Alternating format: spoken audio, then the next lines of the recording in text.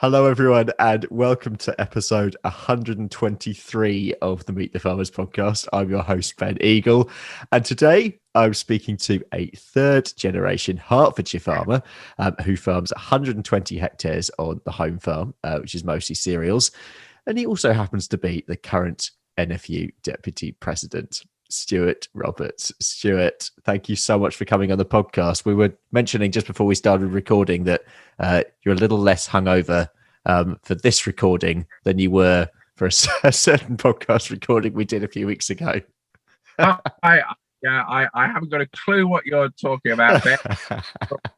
That podcast was entirely professionally done, and I thought I had a pretty good impression. But no, it is. I am feeling as fresh as a daisy this morning, and luckily I'm actually out visiting some farmers today, which is a novel experience after the last 18 months. Yeah, I was going to say. I mean, that must feel, especially from your point of view and in your position, that must be brilliant to be able to be getting back out onto farms again. Yeah, it's really interesting. Look, I'm sat here at the moment in a service station, so all of us thinking I'm not sure it is such a good idea. But me and look, anyone who takes on these sorts of roles, and I know in some ways, you're a similar personality. We like people. That's why we do things. It's all about people, and it's not the same looking down a screen as we've had to do for the last 18 months. I was up. Couple of weeks ago, I was up at the Yorkshire show up at Harrogate, and it is just fantastic to be able to just see people, talk to people, shake hands. I think you're allowed to shake. I can never remember if you're allowed, but I have shaken hands with a few people, and it just feels as though we're coming out the other side now of what has been a pretty horrific 18 months for everyone, whatever walk of life you've been in.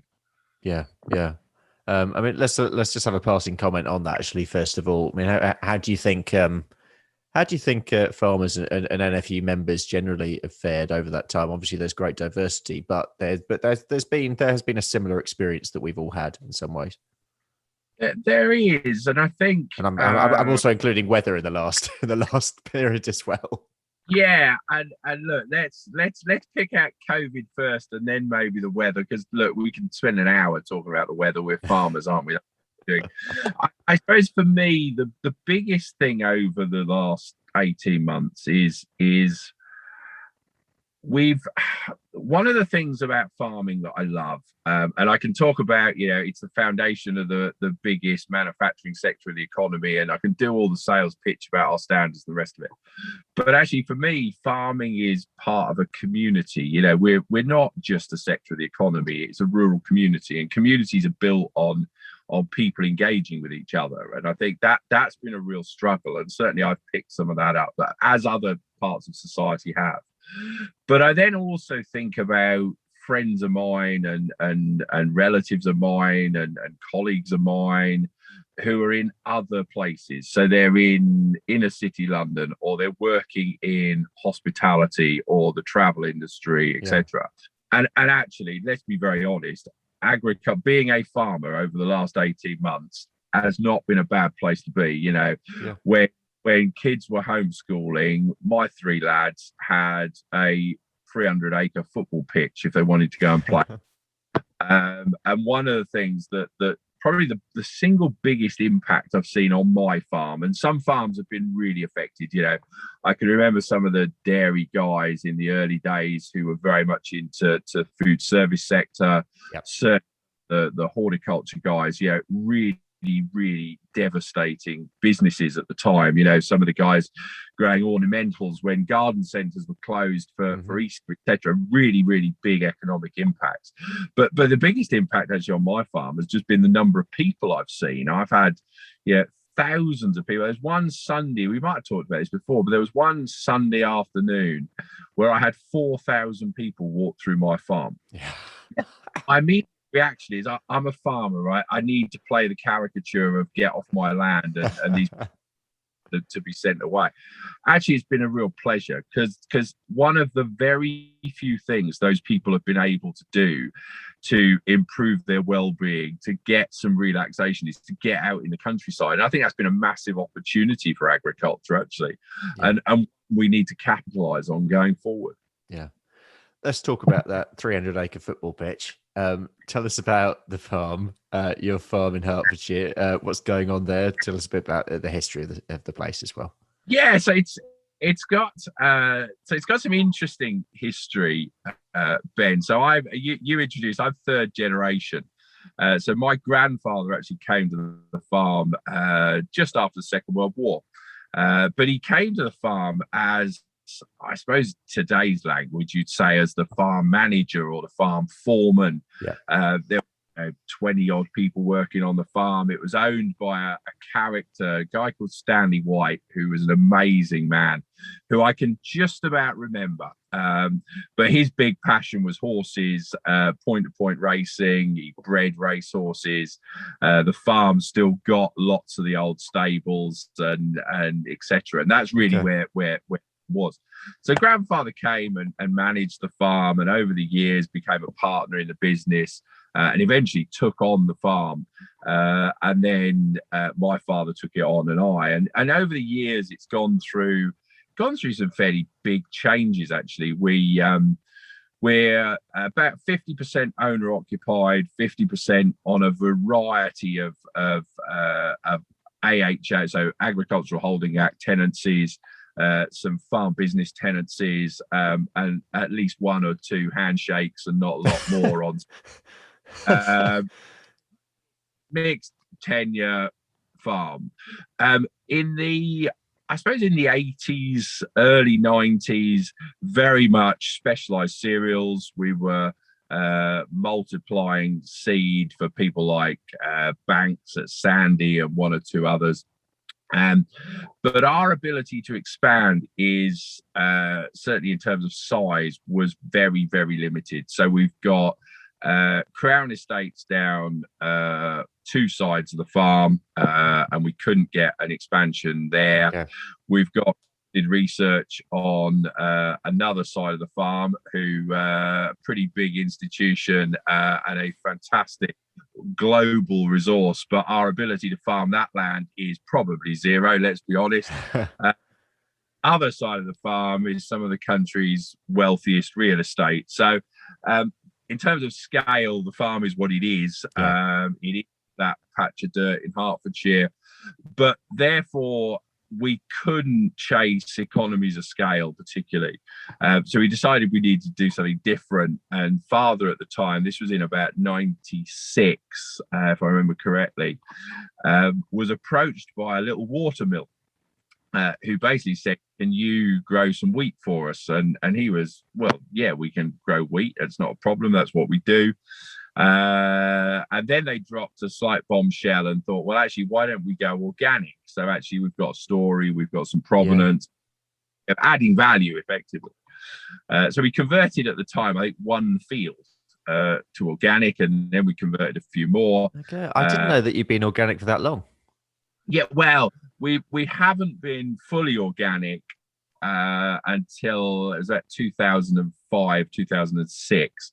So only probably about 15 years now. But the very first field, which probably actually is still one of our most productive fields looking back, and certainly looking at the rye I've got in it at the moment, was back six.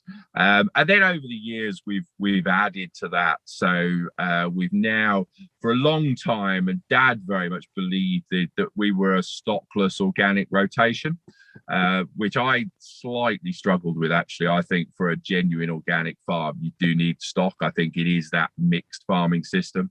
So when I came back to the farm, we brought some cattle back to the farm.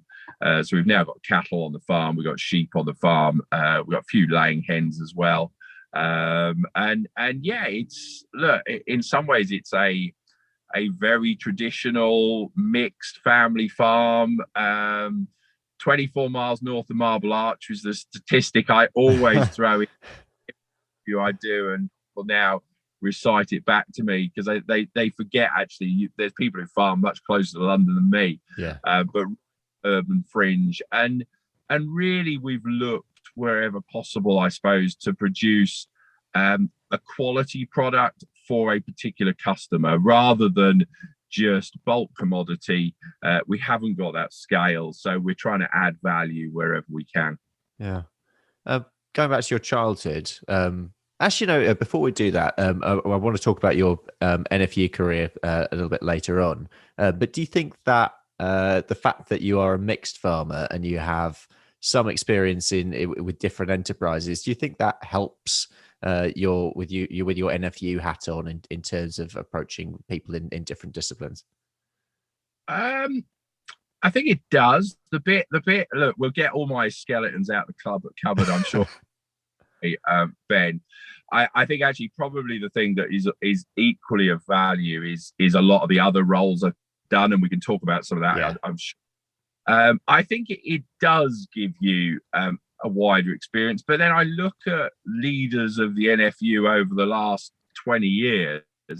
The reality is we've had some great office holders who've been specialists in a particular area. We've had some who've been mixed farmers. I think it gives you an authenticity to talk about topics when you have a financial vested interest in it.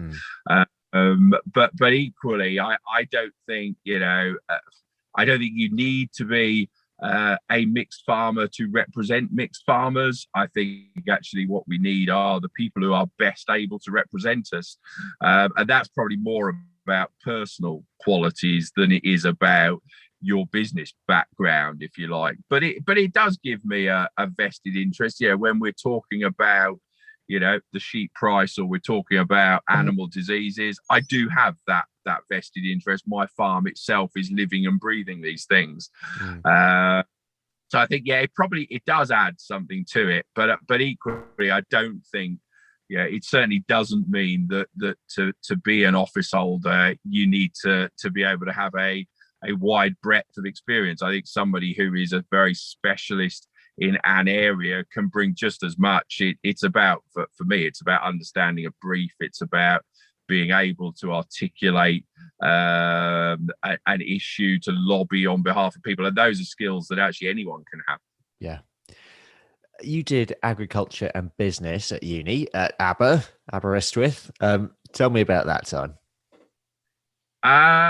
It was a fantastic period. So I was really keen to I'm now going to annoy at least probably in today's statistics about 5% of your listeners, but I was really keen to go to a university that didn't just focus on agriculture. Yeah.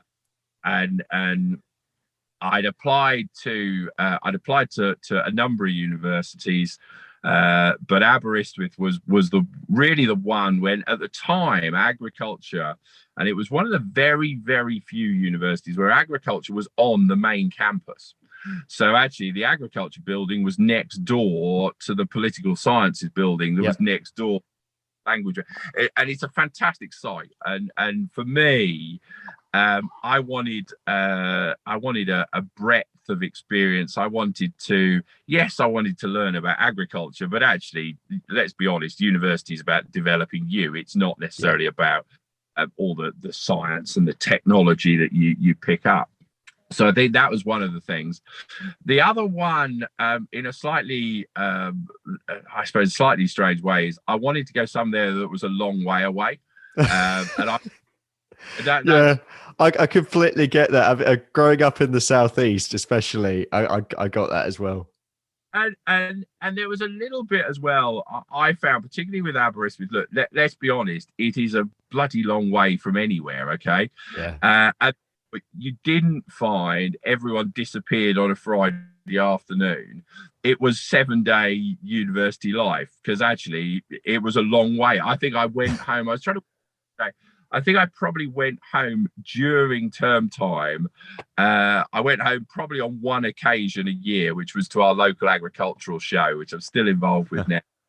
And that was it, because it was a 4.5 hour trip. It was a hour round trip to get home. So you didn't do it. Whereas I think if I'd been at Harper or Cirencester, or if you like some of the perhaps more obvious ones, you were only a couple of hours from home. When you finish lectures on a Friday afternoon, you're home by Friday evening. You wouldn't have, and I think you as a person get a lot more from that. The other thing, and I'll be very, very honest about this, is I was academically challenged. Okay, I don't mind that.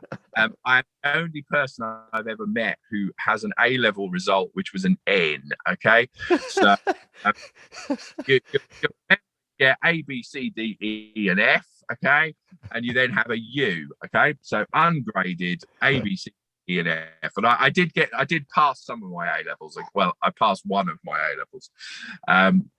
I got an N in A-level physics. Okay, which is I still to this day do not understand why I took A-level physics. It is I thoroughly enjoyed it, but I still don't understand it, and it was really complicated, and I found it really difficult. And I got this N, and I said to somebody, "So, well, what's an N?" What is an N? Exactly. So an N is a near miss. So talk about a kick in the teeth. It's not only effectively it is a U, but by the way, you only just missed out on an S. And I still got this statistic. And I tell a lie. I have come across one other person who's had an N, so they do exist. And so I scraped through. I got one A level. I got two ASs, one of which was general studies. I suffer badly with dyslexia. I struggle to read. I'm pouring my heart out to you here, Ben, and really struggled at school. I don't mind admitting I enjoyed school and I had a great time at school, but I was slightly academically challenged. So that did also slightly limit my options in terms of where I could go. But I then got to Aberystwyth. And it's really interesting. I found a subject that I enjoyed probably for the first time in my life. I found something I enjoyed, and I actually then really thrived at it. So and then I was actually, I think in my end results, I got a 2-1 in the end. I was just on the cusp of a first and a 2-1. Okay. Not by trying any harder than I did at school, but by being enthusiastic about the topic. I can remember I did one of my favorite subjects at the time was we had this slightly crazy soil scientist lecturer, and I got 78% in my exam in soil science. Right, this is unheard of. Right, Stuart Roberts doesn't get 78% in any. And I think it's a great lesson for anyone that find that thing you're interested in, find that thing you enjoy, and if you like, the success will follow and it'll thrive. Whereas spending all my time at school on subjects that looking back, I probably just didn't particularly enjoy them. I didn't understand them. And actually, why did I get an N in A-level physics? Because actually, I could never get my head around it. I could never take a massive interest in it. Yeah, it wasn't your subject. And it took me, 18 years or whatever it was to find that subject that I really enjoyed. Yeah. And then I did all right with it. But look, my English was still as bad as it ever was. And I still struggled to read, and I didn't enjoy going to the library. But I found some people that I enjoyed spending time with, some lecturers who took an interest in me, and I took an interest in that. Yeah, it was just a fascinating period, and a place I still go back to very occasionally. I've gone back and spoken to at Aberystwyth on 3 occasions in the last few. In fact, twice since I've been an NFU office holder, and once just before. Okay. And it's still got the same atmosphere there. I think it is still a 7-day university. Yeah. I also look back, and in my first year, I was thinking about this the other day actually. In my first year, I lived with 6 other people. So there was a girl doing political science or politics. There was someone doing art history. There was someone doing English. There was a geographer. Yeah. And then I can't remember what the other one was. And then myself as the agric. Yeah. And I genuinely do think you got a lot from that. So actually, I didn't look about art history or the English language or all the rest of it. That was their subject. But I think you just get people who look at life different ways. You get the people who understand problems different ways. And I think, bringing artists and scientists and others together, it was a really great mix. And I thoroughly enjoyed it and got a lot out of it. And I was just the other bit, and my wife teases me about this because she's just paid off her student loan. Okay. And that's not quite true. A few years ago, not many years ago, a few years. Of course. I still got a grant, and I was in Aberystwyth the other day, and we were down on the Welsh coast for a few days away. And I said to Emma, I said, that's where I used to go at the start of every term to collect a check to pay me at university. And loved every minute of it. Yeah. And that all led to you working at MAF, the old Ministry of Agriculture, Fisheries and Food. But what were you doing then, and what did you learn from that time? So this is right. So this is where we really get the skeletons out of the cupboard, right? So here we go. This is where we start to move from Stuart Roberts, the older, who's a farmer in Hertfordshire, to he also worked in the civil service, and will then cover other bits, I'm sure. And look, so all I ever wanted to do was farm as a kid. All right, it was where I was happiest. But the bit I forgot to say at the start is I was never born on the farm. So Dad worked for Lloyd's Bank for most of his career, and came back to the farm when grandfather got very ill, and he took over the farm. The theory was I wanted to farm. I was only 10 at the time. So Dad came back to look after the farm, and then when I went to ag college and came back, I could then have the farm. Okay. It did take me 20 years to get rid of him, so I had to go and do other. Because look, it's not a massive farm. It's not making a huge profit. It couldn't support another family, so I had to go off and do other things. And I actually spent, and this isn't normally on my CV, which probably, and certainly is not on my website. So therefore, you won't have learned this bit. So I did a couple of years doing some farm contracting down in Windsor and Maidenhead, working with some brilliant farmers, and actually some farmers who now, through the NFU, I've got back to know. So people like Colin Rayner down at Heathrow there, and William Emmett over towards Maidenhead, the late Tom Copus, who unfortunately just passed away. Yeah, some massive farmers in that area. So I spent a couple of years farm contracting, but I then did think I probably need to get a proper serious job. I learned a lot of that job, but I thought I fancied doing something different. And I think it was in the Farmers Weekly, and I can't quite remember, but it was basically a generic advert for new entrants to. Now, I can't remember if it was the whole of the civil service or it was just MAF. I think it was probably just MAF. And it was just a very generic advert. We're looking to recruit new people. And I got a reply back from my application inviting me to go and do an exam, basically. And it was at Wandsworth Town Hall, of all people. I can remember it. And we were all lined up in these desks. I can't remember what it was. It was some multiple choice thing, or probably these days you'd say it was a psychometric test or something, but it wasn't anyway. And then didn't hear anything for weeks and weeks and weeks. And then got a phone call and said, "Oh, we'd like to offer you a job."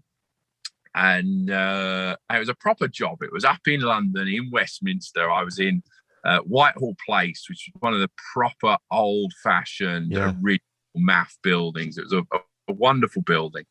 And I was asked to look after food contact materials, or work in the team that looked after food contact materials. Basically, this was about chemical migration from food. So things like, you might remember, in fact, you're too young to probably remember, but issues around chemicals migrating from clean film into cheese, for example, and things like and I worked on his policy area. It was not the biggest, sexiest policy area in DEFRA or in MAF at the time, but I found it quite interesting, and I really wanted to work in farming, and farming policy, but clean film was quite interesting. Yeah, clean film was fine at that stage. Exactly, but the really big thing for me was because, and I worked in a team that also included the guys who were doing the very early work on GM crops, which at the time was a massively sexy policy area. Yeah. But the thing is that my equivalents in the team looking after GM crops, at best, would get to maybe draft a reply to a letter that would then pass through 4 or 5 other hands before it eventually got to a minister who'd sign it off and send it. Because my area was slightly less sexy and arguably slightly less controversial, I actually got to go to Brussels and negotiate things. I remember how proud my mum was the first time someone took a photograph of me, and I was sat at a desk in Brussels with one of them little Union Jack flags in front of me, like some big NATO, and so I gained so much from it because it wasn't the profile that was GM crops or common agricultural policy or whatever it was. You actually, at a relatively junior age, got to do some quite big stuff. So spent quite a bit of time in Brussels negotiating, and then sort of moved through there. I've got to say, I did get slightly bored of clean. There's a pattern you'll see developing. I did get slightly bored of clean film policy, but then moved to a really interesting area. So I was in a part of MAF that became the Food Standards Agency. Okay, and this was more press office related.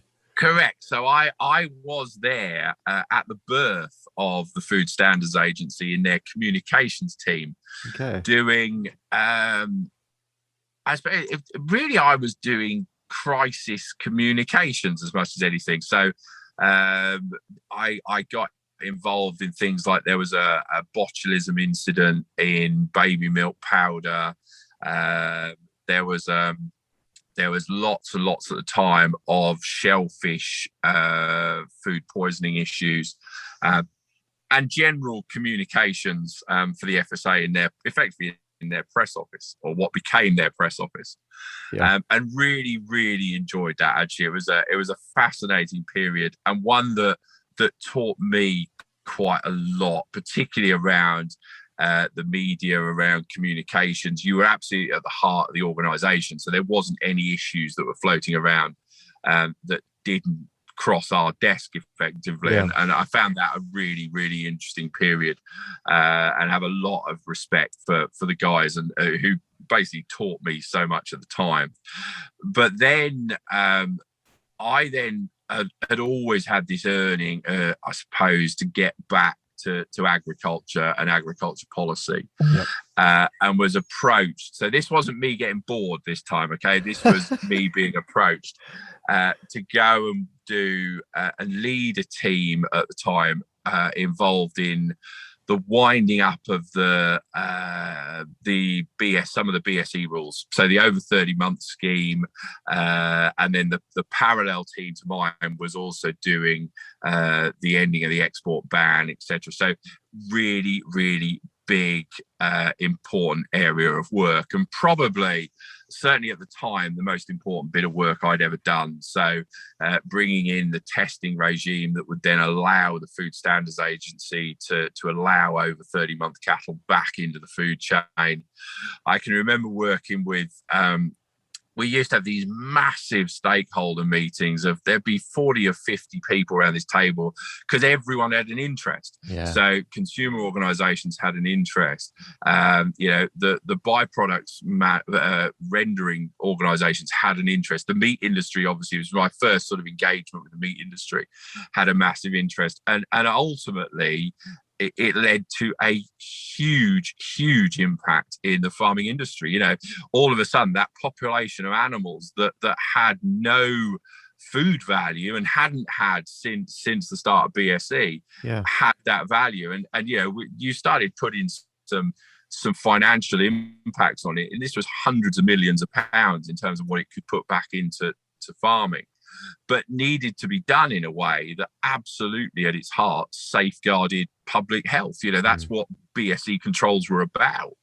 And I did that for, it was probably 2.5, 3 years off the top of my head, leading a lot of that testing regime. We had to do trials. I can remember, I'd often, and it was also the first real time I spent time with ministers, because up till then it was always either your senior guys or your area was never that important to be in front of ministers. BSE was obviously a big hot topic. And therefore that was sort of the first time I suppose I started to spend time with politicians and with ministers, and it was, and I'm not going to say it was the most interesting job I've ever done, because actually some of what I've done since, and certainly what I'm doing at the moment, is the most interesting. Yeah.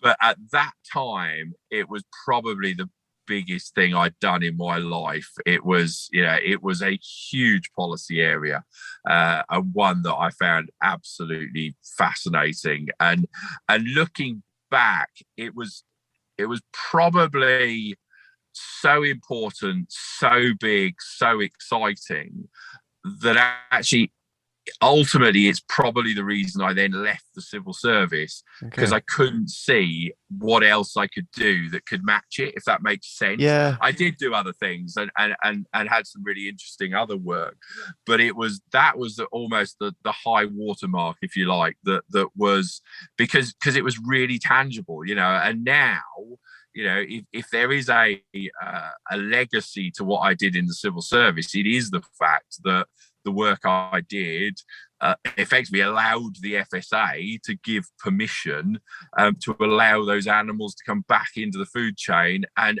all these years later, we've been doing it now for a very, very long time. And it was a fascinating period. Yeah, because interestingly, you were also involved in the foot and mouth, on the policy and advice stage. Am I right in saying between in foot and mouth and also blue tongue? Jesus, yeah. You say right. So we got BSE, foot and mouth, blue tongue.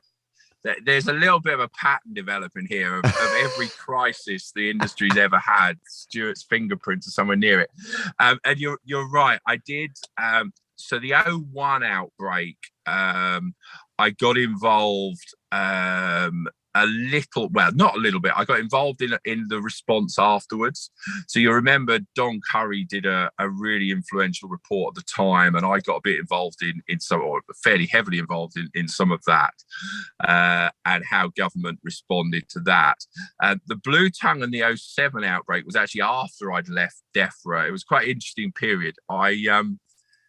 I eventually left DEFRA to take up the role of the chief exec at the British Meat Processors Association. And I left DEFRA. This was an unbelievable period of my life that I can almost still relive every minute of. I left DEFRA on the Wednesday. I finished there. On the Friday, I was off on my stag do. We went to Silverstone for the weekend.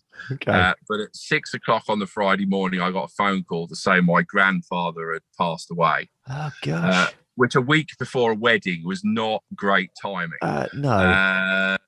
But still went to Silverstone. We then came back from Silverstone. We got married on the Saturday. We then went on honeymoon, which luckily was in this country. But we had to come back off honeymoon on the Wednesday for the funeral of the grandfather who died the week before. It was and look, grandfather was a great guy. He was a Yorkshireman, and he was an agriculturalist. He was a lecturer actually at Sutton Bonington for a short period. And an agricultural economist, I suppose, by training. Fantastic guy. And actually, he worked for the NFU. He was the county branch secretary of the NFU, amongst other things. Okay. And but he was a Yorkshireman at heart. And I do remember, I think I either spoke at the funeral or it might have been afterwards, that this is the only person who has achieved an ability of being able to use wedding flowers twice in a church for the same family. So we'd use the flowers obviously on the Saturday for my wedding, and then the same flowers were then recycled on the Wednesday for the funeral. And in fact, even Emma's, I sort of look back on it now, even Emma's bouquet that she had, she didn't throw it over her shoulder and then it drops to the ground because all her friends are embarrassed, they don't want to catch it. We actually took it, and it was on the coffin the Wednesday afterwards. It was really, anyway, I only got halfway through this momentous fortnight in my life. So I then went on honeymoon, did the funeral, came back, started the new job at the British Meat Processors on the Monday. And on the Friday of that week was when the 07 foot and mouth outbreak was declared. Wow. And I was called back into DEFRA. There was a group of us at the time, including Kevin Pearce, who's now the NFU's Director of Membership. Guys, some of your listeners will remember Duff Burrell from Northumberland, who was the MPA chairman, I think, at the time. There's a few of Stuart Houston, who were formed the core group who were helping to advise ministers and the CBO, the Chief Veterinary Officer, in DEFRA. And somebody did joke, I then ended up spending more time in DEFRA after I'd left DEFRA than I ever did when I worked there. So that period went on. So yeah, it was a fairly momentous period. And that was really when I sort of joined the meat industry for the next few years before I eventually, and we will get to a point, I do then come home and farm. Yeah, so I was going to say, that was in 2012, wasn't it, when you eventually went back to the family farm? And yeah, it took, so I'm trying to work that back now. So it was thick end of 20 years it took after I left college, not quite, but almost 20 years before I was actually allowed to come home to the farm and do some proper farming. Oh, what a time. Let's talk about the NFU. Why and when did you first start to get involved with them? And tell us about life at the NFU before your current role. Oh, crikey. So I suppose, look, I've always been involved with the NFU in some ways, and through DEFRA, through the meat industry, through various roles I've had there, I'd always worked with the NFU. They were always either an important stakeholder or an important partner. Some of my oldest working memories go back with people like Kevin Pearce, Terry Jones, who's current DG, and lots and lots of others, Myrick, Peter, etc. So I'd always been around the NFU, and I'd always had an enormous respect for it. And probably it was never a particularly conscious thought, but probably at the back of my mind, had wanted to be involved in it. I did actually, on a couple of occasions, I did apply to work for the NFU. And I remember on one occasion, they turned me down. And on another occasion, I ended up turning them down because somebody else offered me a lot more money at the time, and I was young and looking for money. That's what you do. Yeah. And there's been a few occasions, but ultimately over the years, I probably did start to form this thought about, actually, I do quite fancy becoming an NFU office holder. I think it's an incredible thing. Some of the most incredible people I've ever come across, have been office holders or are current office holders, and we can talk about some of that. Yeah. And I was approached, as it happens, I was at our local ploughing match. So it was in the town I live in, and I was at the local ploughing match. And as is often the case with these things, we've got a vacancy for the NFU county chairman. We think you'd be an ideal candidate, and we don't have anyone else we want to do it. Are you up for it? Knowing full well they knew what the answer would be, because actually I quite fancied going on to NFU Council and being more involved in the NFU. Yeah. And so I took on the role of Hertfordshire County Chairman. And then obviously with that you've got all the local responsibilities, but you also sit on NFU Council. You start to get more involved in the organisation, and every time I've been involved in the organisation, or I've got a bit more involved, I've got more respect for it. And I think it's really interesting, when I eventually became an office holder, every time you go up through the organisation, so either a branch chairman or a county chairman or sitting on a commodity board or involved in a group, you get to see a bit more of it. And actually, with every bit more that you see, you get an even bigger respect for it. And you know, the people involved, the staff at the organisation, the advocates we've got up and down the country, it is just an unbelievable organisation. And I genuinely do pinch myself that I'm the deputy president of the National Farmers Union. It is an incredible feeling. And I'm sure I get more out of it than the organisation gets out of me. I'm almost certain of that. Maybe that's a terrible admission, but I genuinely, it is the most incredible organisation I've ever worked for. It's the most amazing role I'm doing, and we all have days when it's slightly frustrating, and there's days when you do feel that you're getting the blame for decisions that others are making or not making, and we're not the government. Okay, it's not us that is making these decisions, but you also have days when you genuinely do feel you're making a massive impact for tens of thousands of farmers, and to be able to say at the moment, I'm going to a meeting today. I represent 56,000 farmers from across England and Wales, and I can speak with that authority. It's a pretty impressive thing to be able to do, and something I just enjoy, Ben. Let's be honest about this. It is, and actually, the minute you don't enjoy it is the minute you should stop doing anything. And it goes back a little bit to what we were talking about in terms of university. I was just going to say that it's the same kind of conversation. And it is. I love every minute of it. Yeah, it has been. It's been quite a few years in farming, to say the least. What have been some of your highlights from that time, and some of your biggest challenges? Oh gosh, okay. And it has been an incredible period. And interestingly, when I first took this on, so when I was first elected vice president back in 2018, I think that's right. Yeah. So this is, we've got aftermath of the referendum, we've got general elections coming up, we've got all of this stuff going on, and somebody's like, why on earth would you want to take on this role now? I know Minette's had the same question, I know Guy had the same question, Tom had the same question. Why would you want to? Well, actually, if you're interested in influencing agriculture and the future of agriculture, the reverse question is way more important, which is, if you're interested in that, why would you not want to be involved at this point in time? It is probably the most influential period on agriculture that certainly anyone of my age, and arguably those many years older than me, have ever seen.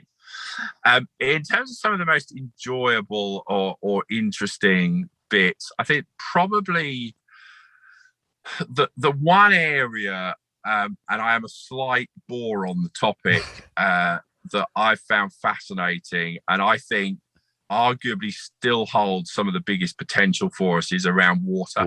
We touched on this in a previous podcast with Sue, and I tell this story, and I know I'm wittering on, Ben, but I tell this story. I farm, right? It's 100 meters above sea level, 24 miles north of Marble Arch on heavy London clay, right? So the clay means I don't really suffer in a drought. If I suffer in a drought, then the rest of the country's got a bigger problem than me. I'm 100 meters above sea level, 24 miles north of Marble Arch. Therefore, if I flood, there's a much bigger problem 24 miles south of me that's going to have flooded a long time before. And I had this view that therefore I didn't really get the importance of water. I don't live in an area that's got an internal drainage board, etc.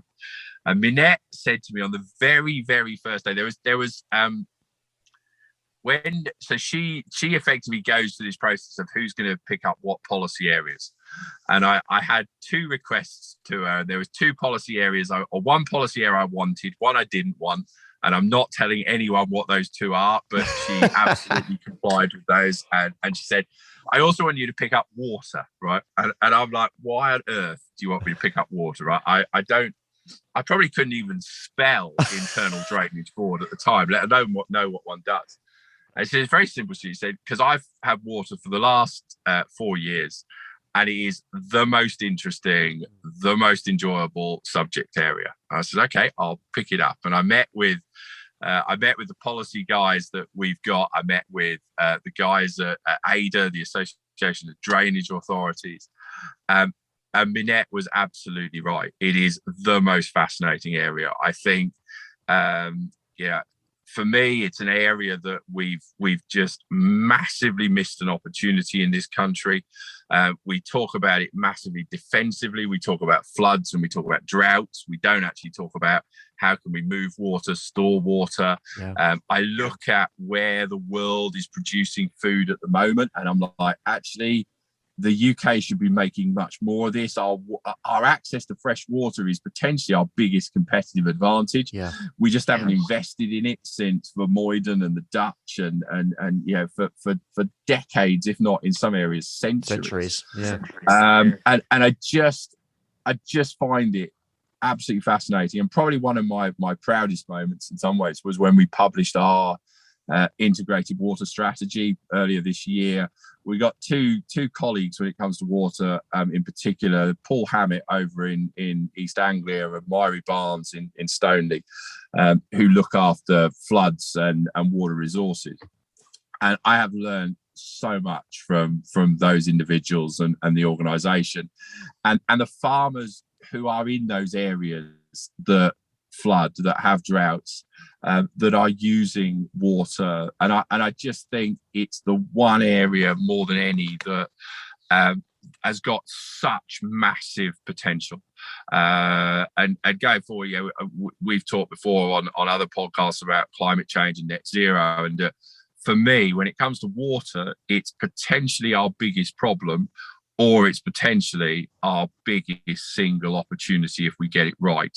And particularly when I look into the fruit and veg sector, and we talked about this the other day, so I won't go on about it. So I think that's been certainly one of the highlights. I think the other highlight for me is just meeting our members and getting out on their farm, seeing what we're doing, and ultimately helping tell that farming story. Because every single farm in the country has got the most incredible story to tell about what they're doing, how they're doing it, the standards they're doing it to, the products they're producing, the care they're taking over those products, the contribution they're making to their bit of landscape, all of that stuff. And actually, we've not told that story well enough as an industry, and being able to tell that story. Somebody said to me the other day, actually, you're not a farmer or a lobbyist these days, you're a storyteller. And actually, that's what we should all be. Every single one of us should be a storyteller for our industry, and it's our members that have effectively equipped me to tell that story. So look, there's some of the highlights, some of not the low lights, but some of the challenges is it's hard. Influencing governments is hard yards. Influencing policy is hard work.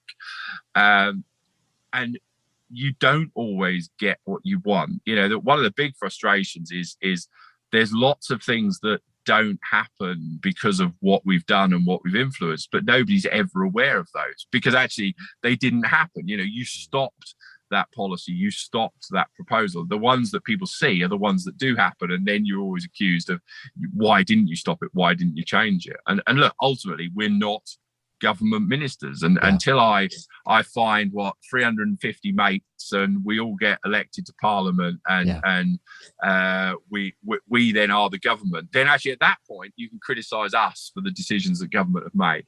But I also think it's and it is at times frustrating because we're not able to do that. We can only influence, we can only provide evidence, we can only articulate our narrative. We can, and I think we do it better than any. I think the biggest strength of the union is it has this balance, and I don't see it in any other trade association. And I'm not talking here about farming. I look at things like the CBI or the FDF or others.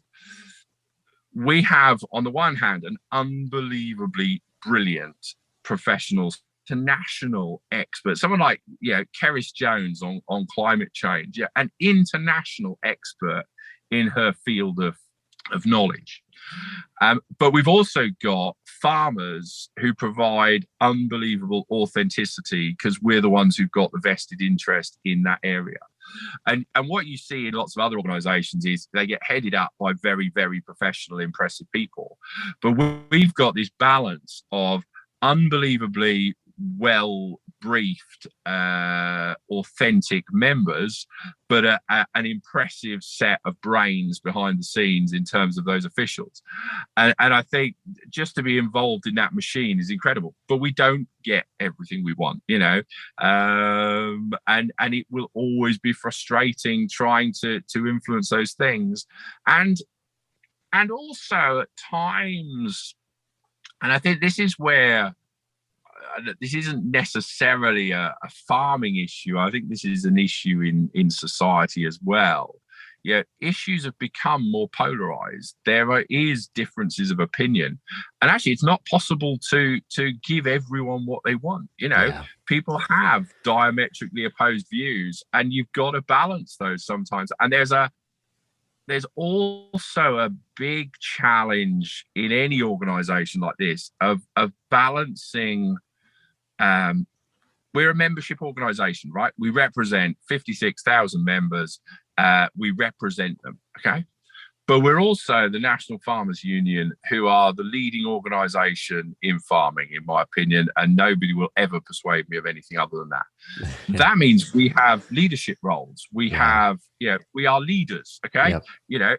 If there is a leader of the farming industry in the UK, it is Minette Batters, okay? Yeah. And I debate with anyone who disagreed with that. But we're also representatives, and you have this balance between leadership and representation, which at times is there is a tension. Let's be honest.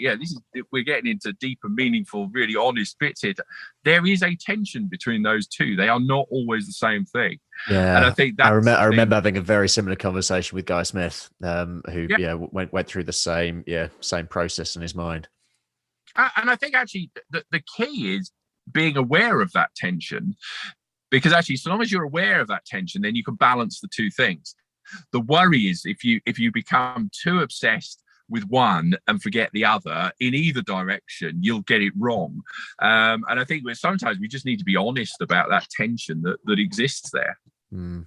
Oh my goodness, Stuart, there's so many other things I want to talk to you about, but I'm very conscious of your time. So we're going to start to wrap it up. We always end the podcast with the same two questions or points. The first is, if you have a message for the public, any message at all, what would it be? Oh my word. Get to understand your local farmers and learn their story.